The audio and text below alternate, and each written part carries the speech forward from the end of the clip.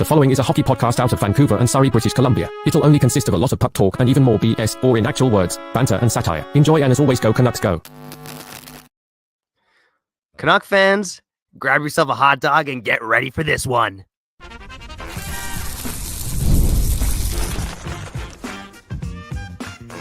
You're Locked On Canucks, your daily podcast on the Vancouver Canucks, part of the Locked On Podcast Network, your team every day.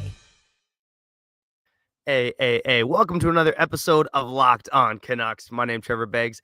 That guy is Kyle Bowen, and this is the show that loves Phil Kessel more than the Vancouver Canucks love Phil Kessel, because, man, oh man, Kyle, we go back to it, right? The vibes were good in Vancouver. The spring of 2024, the Canucks, one of the best teams in the league. And oh yeah, they're about to sign Phil Kessel, good guy Phil Kessel, who excelled under Rick Tocchet for the Pittsburgh Penguins, who excelled for that franchise with Alvina Rutherford as the GM. And ever since the Canucks decided to let Phil Kessel rot in Abbotsford and not sign him, effectively ending his NHL career, it's been nothing but downhill for this franchise. So, Kyle, the question I want to ask you and Canucks fans, has Phil Kessel cursed the Vancouver Canucks? Well, Trevor, can you confirm this? When was the 2024 NHL trade deadline? From my math, just one Google search, it was March the 7th. Okay, and that was pretty much the last day we could have signed Phil Kessel after shipping him off to Abbotsford and forcing him to live there, forcing him to eat Carl's Jr. I'm just paraphrasing, but you know, he was just trapped in Abbotsford training because he thought, I'm going to get a crack with the Vancouver Canucks. Then March 7th hits, the trade deadline. The Canucks don't make any moves, if I'm correct. They don't sign Phil Kessel, which means Phil Kessel is not in the NHL, and you just kind of like wasted, quote unquote, I'm paraphrasing a bit, but you just wasted, the NHL Iron Man / good guy, good vibes, Phil Kessel, the legend, everyone's best friend in the league. You just wasted that guy's time. And then 2 days later, against the Winnipeg Jets, Thatcher Demko suffers the injury.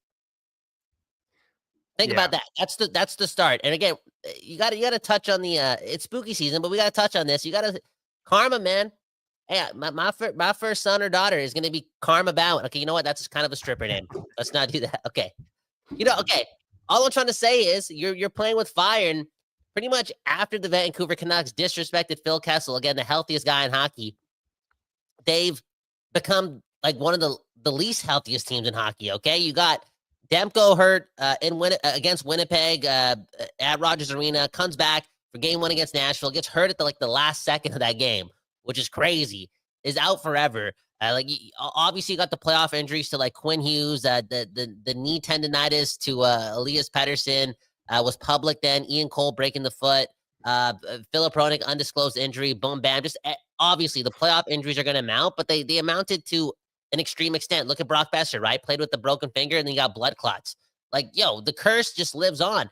And then you go to the season after, and it's like everyone got hurt. Hughes got hurt for an extended amount of time. Philip Hronek missed an extended amount of time.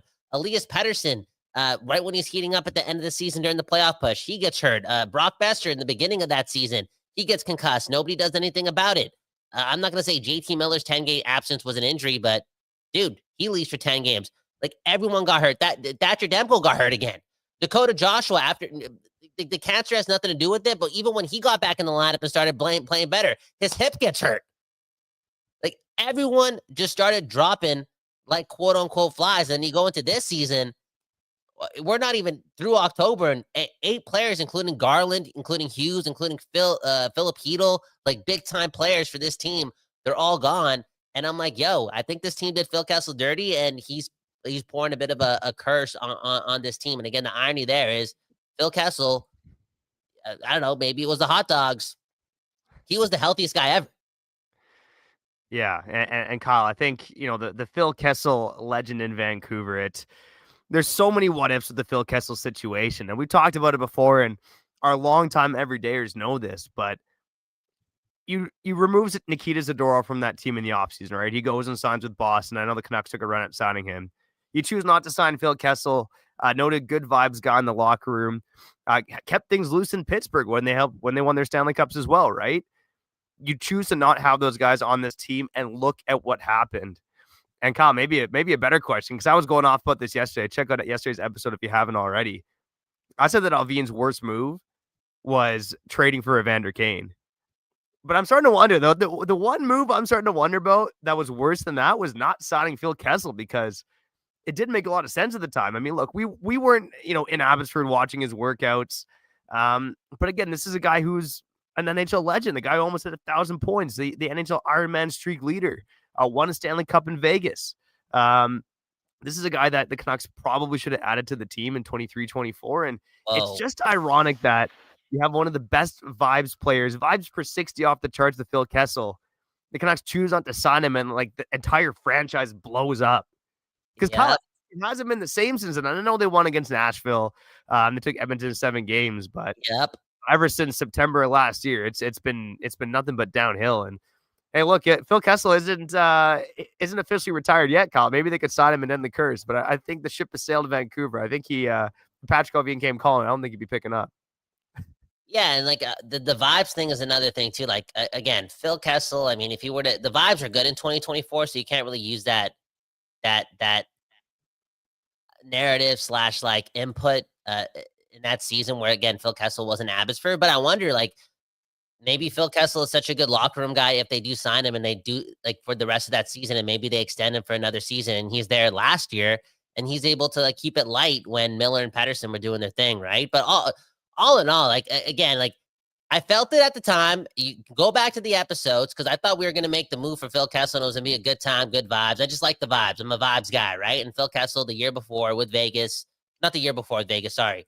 A couple years before? 22-23. That was the last time we played in the NHL. Yeah, it would have been the year before. Yeah, he was the vibes guy, He was like the healthy scratch, a few playoff games, if not one.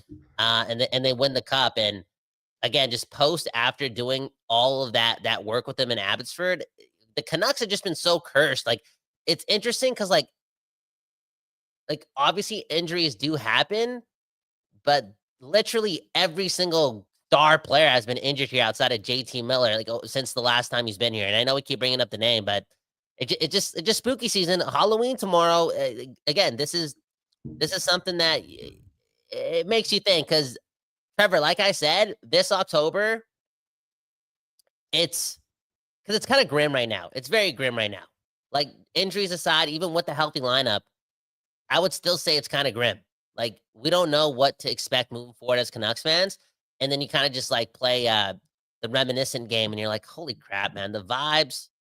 Like even March of 2024, when I'm like in the car listening to the end of the trade deadline, no moves happen. And I'm still excited, man. You know what I'm saying? Like I'm just focusing on the hockey games, bring on the Jets. And right now I'm like, I'm scared of every game. It feels like every game could be the last Canucks game of the season already. Yeah, it's a pivotal road trip, and we'll touch on them more on the other side. The Blues, Wild, and Predators on the docket for the Vancouver Canucks. They might not be favored in any of those games, Kyle, just based on the injuries they have in their lineup. But I think all we're trying to say is here with Phil Kessel, I think, and it's revisionist history, but I think things would have been a lot different if the Canucks signed Phil Kessel. Maybe JT Miller would still be here. Maybe there isn't a rash of injuries. Phil Kessel, man, this guy could have controlled it all. Which seems silly to say, but I'm telling you, man, vibes for 60. You can't ignore that stat. That's a big one in hockey, right? Confidence is key. Vibes are key. And the Canucks haven't had either of those things in quite some time.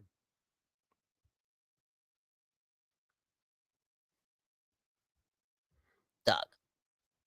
And I know, like, I'm not trying to make a fat shaming joke or like a big person joke or like a foodie joke. Like, I'm just saying this guy would have just kept things light and everyone would be eating hot dogs. And I don't know about you, but every time I see somebody eating a hot dog, I'm staring and I'm jealous. I wish I had that hot dog in my mouth too. So I guess what I'm trying to say is eat hot dogs. No, Trevor, can we actually, again, it's Halloween tomorrow. The Canucks play the Blues. We'll be back in a couple hours to do a post-game show. Am I right about that? Like, are hot dogs one of the most underrated foods ever? And I'll kick it up a notch. Like, again, preface on really good, but what's better, a really good hot dog or a really good burger? Preface on really good. Dude, it's not even close. It's a really good burger. I think there's more versatility with the burger. You can put more on top of the patty. You can stuff more stuff inside those buns. The only thing you're stuffing inside a hot dog bun is, some condoments and maybe some onions and some cheese. Yeah, I know. Look, I love a good hot dog. I got kids, man. We're eating hot dogs every second day. But a good burger over a hot dog, it's not even close, man. It's not even close. Okay, but again, I said preface on a really. I'm not talking about the normal, boiled hot dog or whatever. No, like a nice thick juicy wiener on the grill, man. I know, like a smoky. Yeah, no, hamburger still 100%. A good burger, like a nice thick like prime rib patty, definitely over a processed wiener, dude. You're crazy, man. You never made a homemade hot dog, right? That's what because you never. Honestly, man. Have you ever made a homemade hot dog? That was the first adult movie I ever watched. What? Okay, no. Okay. You know what? Let's talk about Steven Stamkos. I didn't know Rick Dollywell reported Steven Stamkos. The Canucks are poking in on Steven Stamkos. Speaking of hot dogs, poking. Okay, can we just get to that? Yeah, let's more wiener talk on the other side. We'll also talk about the Canucks road trip and the fact that no one's taking the Canucks seriously. That's all coming up on the other side here on Locked On Canucks. All right, before we get back to the show, let's shout out our friends over at FanDuel, baby. Whether you're betting on NFL, NHL, the World Series, or the NBA, you got to go check out all of it on FanDuel. And even if you missed the start of the game or you want to ride a hot hand, FanDuel has live bets from everything on who will score next to the third period comebacks. Plus, you can even combine your live bets into a same-game parlay for a shot at a bigger payout. That's my daughter's favorite thing to do, man. Just boom, bam, smash the buttons, hit the parlays. There you go, baby. For tonight, the Vancouver Canucks playing the St. Louis Blues. They are underdogs. Kevin Lankinen starts tonight, much to Kyle Bowen's chagrin. But the Canucks are plus 132 on the money line against the St. Louis Blues. If you're believing in the Canucks as underdogs, go place the bet on FanDuel. Any troubles with gambling, check out the phone numbers, the links in our description to this episode. If you're ready to rock, go visit FanDuel.com and download the FanDuel app today. Boom, bam. Nope, that's it. Go.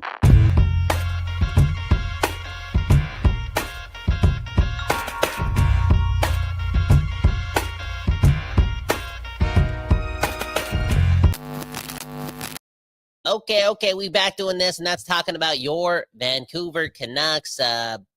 Play St. Louis tonight. I think they played Nashville too on this road trip, if I'm correct. And Trevor, I'm gonna start making a new thumbnail on the side because I didn't know. Again, Rick Dollywell reporting that the Canucks are like poking in. Why do I keep saying that? They keep they're interested in Steven Stamkos. That's what he's kind of hearing. You take it away, Trevor. Get to some comments. I'll make a thumbnail and just chat about that. Yeah, so Rick Dollywell reporting today, and the Canucks are, as Kyle put it, poking in around Steven Stamkos. Maybe they've hired Jim Benning as a special advisor to the team. Jim Benning favorite there. Now, the issue is Steven Stamkos isn't the player that he was when Jim Benning got those tampering charges back in 2018. Stamkos, now 35 years old, if I'm not mistaken, has 1 goal and 2 points in 11 games so far this season. So it has not been a banner start to the season for Stamkos, and it's one of the reasons why the Predators have such bad center depth. And Stamkos is mainly playing the wing there. They'd rather play guys like Fedor Svechkov and Michael McCarron at center ice than they would Steven Stamkos. And Kyle, I see where the Canucks are potentially coming from with this news right now, but man, oh man, like unless the Nashville Predators are pretty much giving away Steven Stamkos, which they might be, right? I mean, that contract, what is it now? It'll be 2 years left this year and next at $8 million a season. I just fail to see how this really makes sense for the Vancouver Canucks or really moves the needle. Like, I still would rather, and if you can call me a biased homer if you want to, I'd probably just rather see what Lucas Reichel can do down the middle rather than make a trade to have Steven Stamkos on this roster. Because, again, unless the Predators are giving him away, which is a possibility, then this trade I don't think makes any sense for the Vancouver Canucks. So what would it be like? Put Filipino on LTIR and then you trade like a fourth round pick or a fifth round pick for Steven Stamkos with them retaining half the money? Like, isn't Stamkos still an $8 million player? Yeah, he's getting paid $8 million for this season and next season. So theoretically make the trade up, because I'm just like I'm actually trying to figure out how they would even do this. Like, I'm trying to see if the Nashville Predators, again, they're not going anywhere. They might just want Steven Stamkos off the roster, open up the cap space, let some younger guys into the lineup. So yeah, it might just be like a 4th-round pick or something like that. For a guy with Steven Stamkos' name appeal, though, he's got over 500 goals in the NHL. He's been a Canuck killer throughout his career. It's hard to see the Nashville Predators just on the surface trading Stamkos for a 4th-round pick, just to just to Okay. take a shot at All right. Steven Stamkos. I don't think this really makes much sense for either side, but Kyle, you're probably on the right track. It would probably be Filipino isn't coming back anytime soon. You put him on LTIR.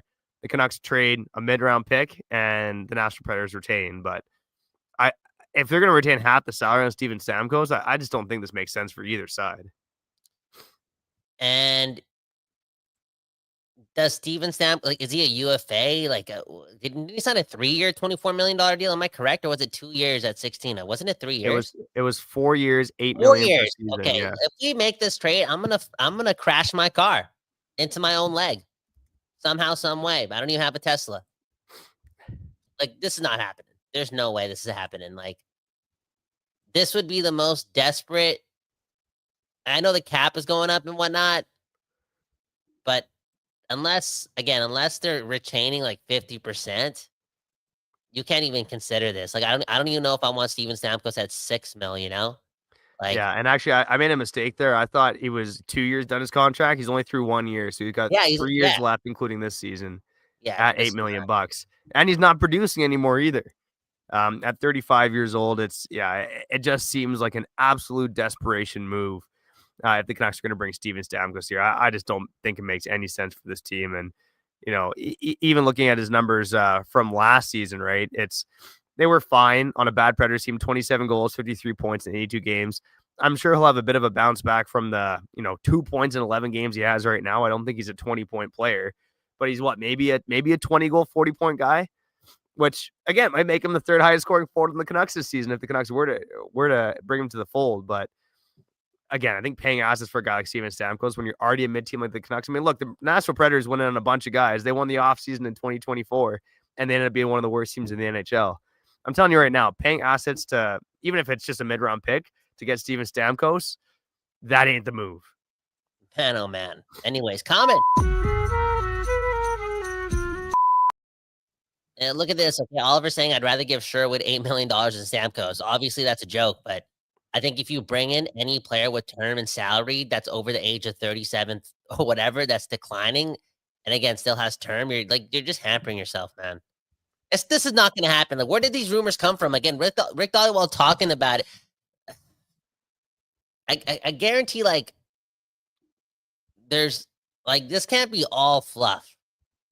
There's got to be a little bit of substance here. And I'm thinking that maybe there is substance here because he does have the 3 years left. So at the end of the day, say what you want. Maybe Nashville wouldn't get rid of this guy for a 4th-round pick or a 5th-round pick, but maybe they would because he's got 2 points in 11 games and he's getting paid $8 million a year.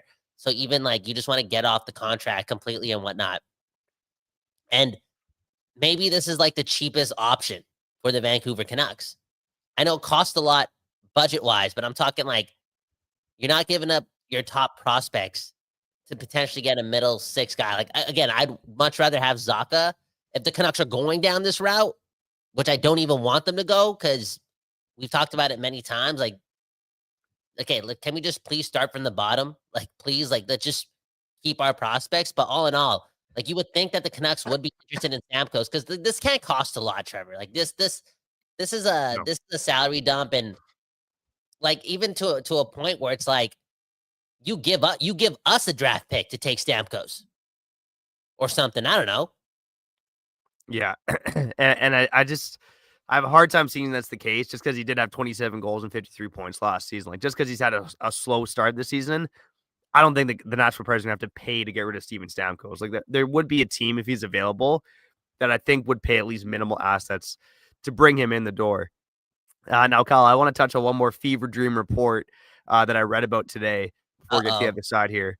Edmonton Oilers insider Bob Stauffer was theorizing, much like Rick Dhaliwal was about Steven Stamkos, that the Oilers could target Kiefer Sherwood at the trade deadline. And man, oh man, I couldn't think of a more nightmare fuel scenario for the Vancouver Canucks if they aren't going to resign Sherwood than him going to the Edmonton Oilers. So man, oh man, like Oliver Schultz saying in the comments, I almost would rather pay Sherwood $8 million than see him go tear it up for the Edmonton Oilers in the playoffs and help them win a Stanley Cup. Kyle, tell me I'm wrong. Damn. I mean, if the Canucks are like signaling a rebuild, like I'm just down for whatever, man. I'll just, even helping the Oilers. Like we already helped the Oilers out, with the whole Evander Kane thing. We gave them Pot Colson. Oh man, I don't know, man. That's scary. That's scary. If I'm the Oilers and the Canucks are out of it, I'm either giving them a call on Sherwood, or Sherwood and Lankinen, or Sherwood and Demko. You're going all in for real. Like, imagine if the Oilers had Demko. I don't want to do that. Sorry. This is spooky. No. This is spooky Thatcher Demko's staying in Vancouver. Kiefer Sherwood, he's not going to Edmonton either. So Bob Stauffer can he can suck it, man. He can suck it. Oh, Trevor, get to the other side, Trevor. All right, we're gonna cut to break here. Let's preview the road trip. We'll get to a couple comments here on Locked On Canucks. So I got Kiefer the Reefer Sherwood, man. Like, at least give us something here in Vancouver. God damn it. Yeah. And speaking of giving, man, if you want to give your financial portfolio a boost, make sure you go check out Monarch, okay? Because Monarch, they're the all-in-one personal finance tool that brings together your entire financial life in one clean, easy-to-use interface on your laptop or on your phone. Monarch, it's helped me organize my accounts, track my spending, and get a better handle on my investments without ever having to touch a spreadsheet. And I love that I can review everything with my wife on Monarch, see our shared goals, and make better financial decisions together. You know what they say, man? When you and your wifey, when you and your partner have your financial affairs in order, there's less stress. And for me, that means lasting longer in the sack. Again, a whole 97 seconds now, thanks to Monarch. So improve your love life and don't let financial opportunities slip through the cracks. Use code LOCKEDONNHL at monarch.com for 50% off your first year. That's monarch.com, code LOCKEDONNHL for half off of your first year, baby.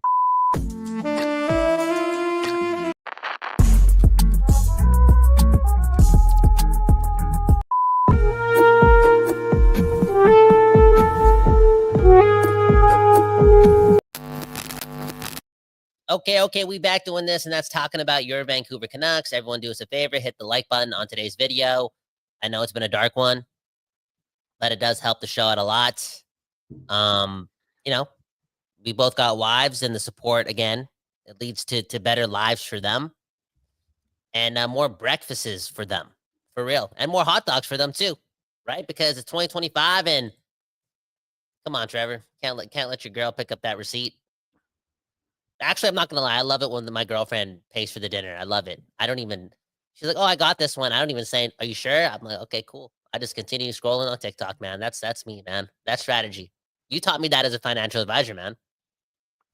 There you go, man. See, I try to teach once in a while. I know, again, not the smartest guy in the world, but I do know a thing or two, and I do know that the Canucks on this road trip, despite the fact that they are undermanned, are playing three of the weakest teams in the Western Conference, Kyle.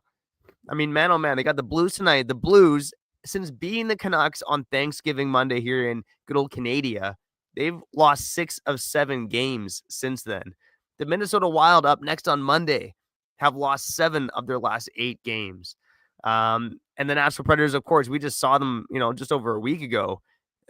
They're not a very good team either. The Canucks, again, it was a battle of mid in that matchup. So these are 3 winnable games, Kyle. But as we know, this is an undermanned Canucks team right now.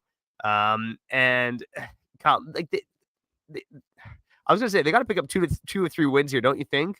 I mean, we talked about it this week. Every Dayers know the schedule after these 3 games on the road, and then I believe it's the Blackhawks and Blue Jackets at home.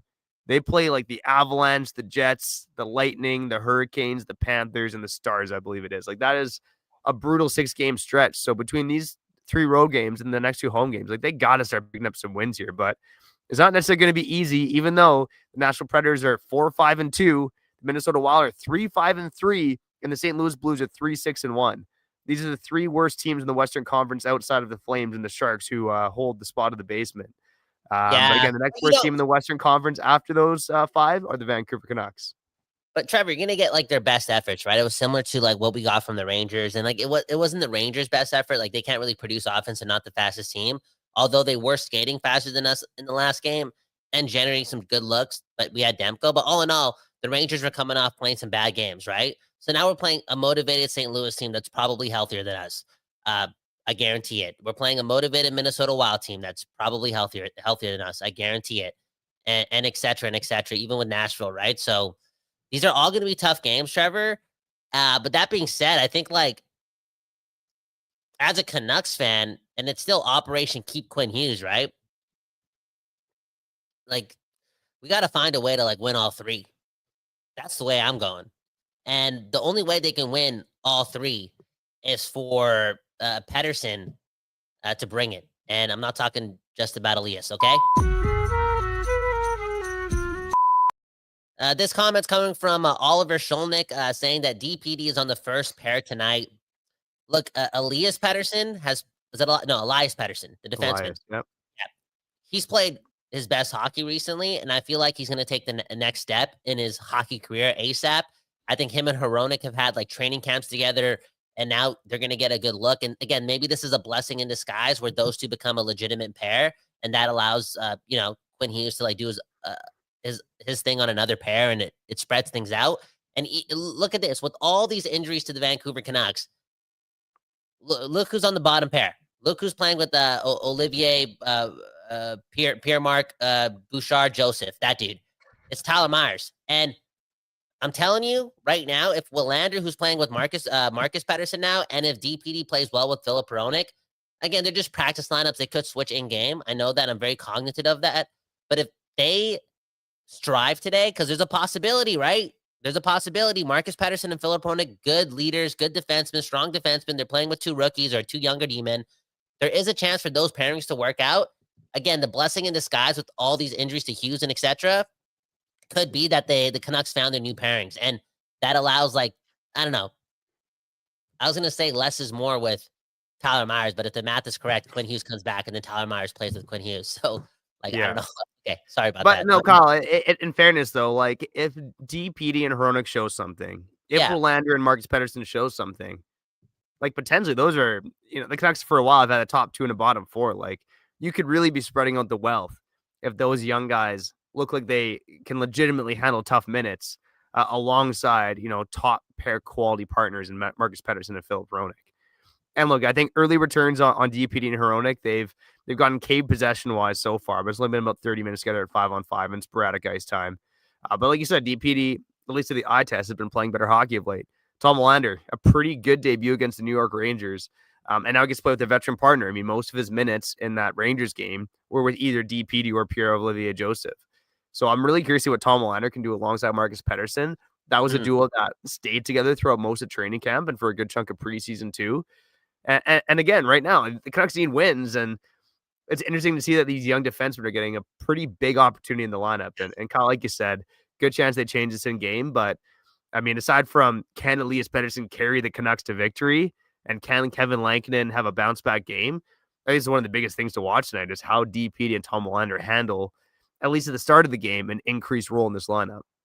Yeah, and I think as a Canucks fan, it's still exciting to like go into this game and get to see more of Tom Willander and again, more of DPD as well. Like there's things to look out for. And, why don't we just end it on this point? The obvious one, there is a little bit of irony going into, again, this crucial road trip. And with all these injuries and whatnot, having all the pressure now put on the main Pettersson, right? Elias Pettersson. And dude, if you're a fan of the Vancouver Canucks, I don't give a puck. I know we're going through a lot of injuries, and at the end of the day, we're going to lose games, and we're going to be like, oh, yeah, the injuries.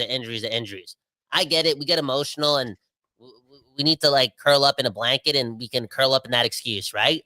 All in all, though, I'm going into today's game excited because I'm like, this is an opportunity for Mr. 11.6, a player that maybe should have got traded for Nacich, a guy that could have got traded many times, a guy that we chose over that guy and that guy, a guy that's put us through a lot. Here's an opportunity for Elias Pettersson to go on a run. And look, he didn't have any points in his last game. I said it earlier. I'm like, I'm happy that Elias Pettersson is playing better, but I'm not here. I'm not going to sit here and be patient for like more back-to-back games with no points. You know what I'm saying? He's getting paid to do a job, and now he's got to do all of the job. And honestly, why not? You took 22 plus months off. Here's an opportunity to carry the team, give us 3 straight wins, help us survive whatever curse Phil Kessel put us through this season. And again, as a Canucks fan, as much pressure as I'm putting on Elias Pettersson right now, I am legitimately excited to see if he could do it. Because I'm telling you, Canucks fans, based on what I've seen in recent history, even alone, there's a 51% chance that Elias Pettersson can carry this team. I believe, man. I believe, and not much to believe in for the Canucks right now, but Elias Pettersson can be that guy. And we will be those guys that come to you every day with Canucks content, baby. Trevor Beggs, Kyle Bowen, Locked On Canucks. I'll be back with the postcast later tonight. As always, if you like the show, you can share with a friend, colleague, your mom. You can like and subscribe on YouTube on the podcast side. You can follow us, leave a 5-star review. I'm Trevor Beggs. That guy's Kyle Bowen. Even in the dark times, it's always go Canucks go, baby. Go Canucks go. Enjoy the game.